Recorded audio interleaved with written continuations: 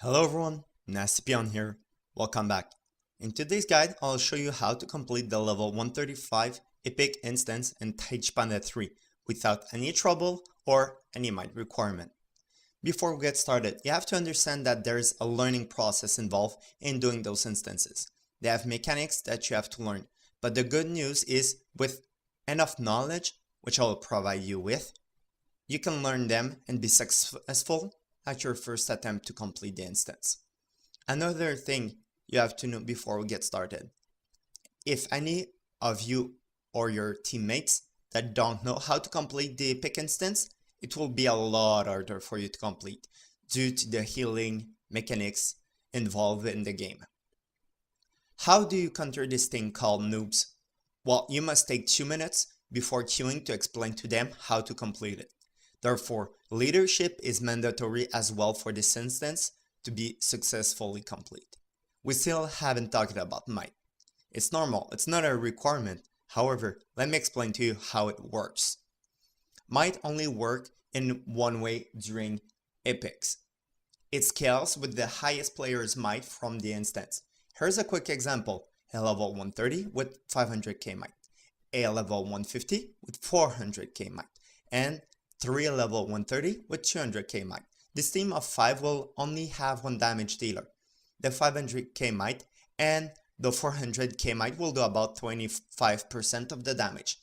If the highest might happens to be a healer, you might find yourself to just not be able to do enough damage to complete all 4 in under an hour.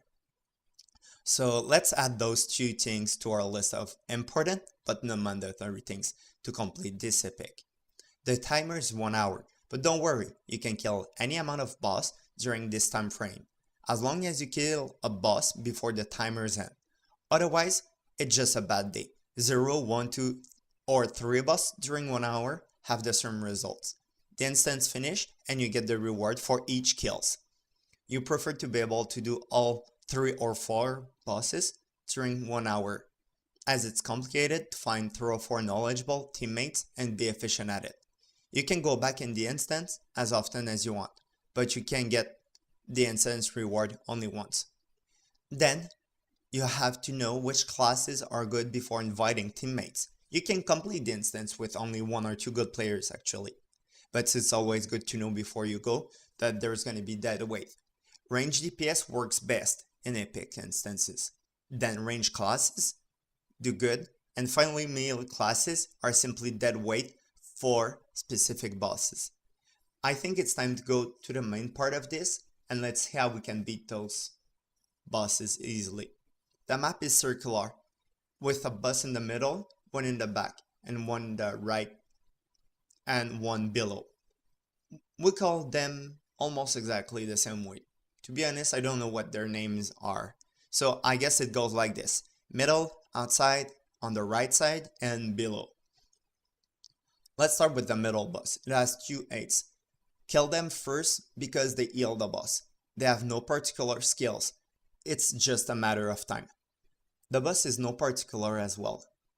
He has a variety of range and melee attacks like throwing, shurikens, spears, and others. 99% of it can be evaded by being constantly on the move while flying.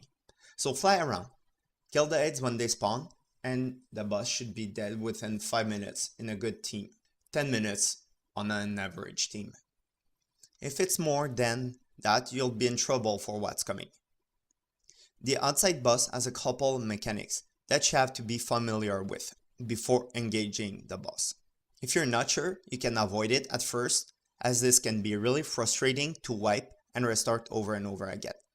Most of his kills are easily avoidable, but 2 are nasty. The first one is the large orange AoE, which forms a dome over the platform.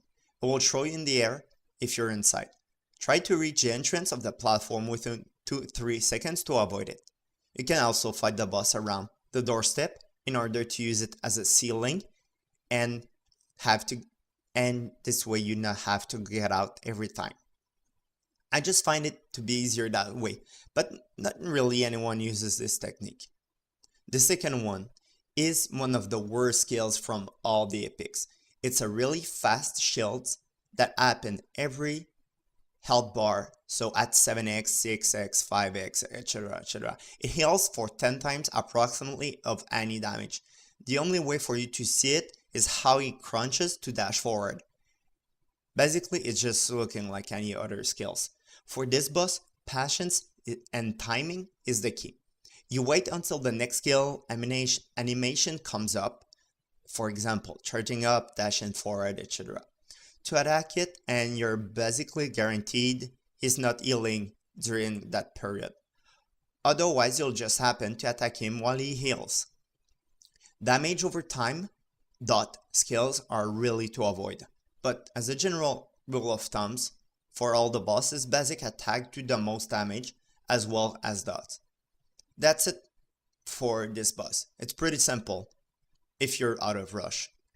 The below boss is a bit more tricky. It requires a lot of coordination from the team and really a focus on your task. You might not be the team manager, or you may be, but it doesn't necessarily means that you have to constantly be attacking the boss. So if you're not attacking, what do? Have you seen those dark bluish lightning balls? Yes. You soak them up.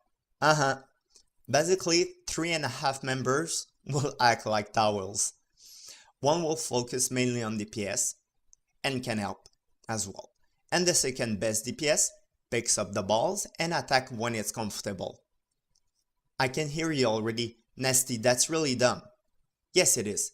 But if you don't do it that way, you're more likely to fail than anything else. I guarantee you that with all the lightning going around the balls and you to have to do damage, you're going to miss out on something. Just follow this simple guide instead.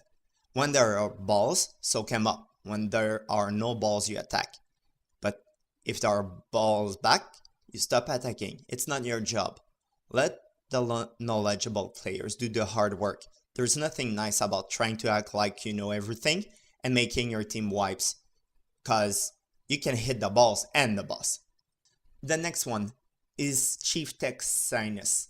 He's on the right side. He's your tanky / annoying kind of boss. He has a variety of debuffs to make you enjoy your hour. On top of that, he's tanky.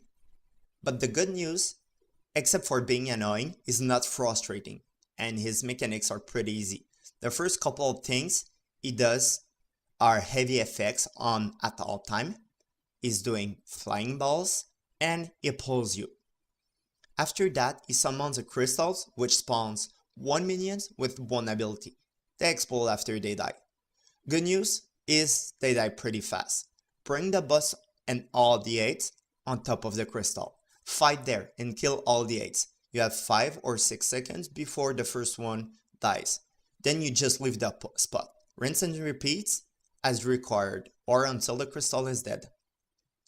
That was hell of a ride. There's a lot of stuff in this epic instance in Taichi Panda 3. It's not meant to be achievable on the first try, but with patience and practice, it's doable without making a mistake. I didn't want to make a 1 hour long guide, so if you have more idea, please share them in the comment section. I'm always thinking to improve my guides. For those wondering how to properly build for this, I recommend you to just stay subscribed and wait for my next video. So, thank you guys for watching. I'll see you guys next time.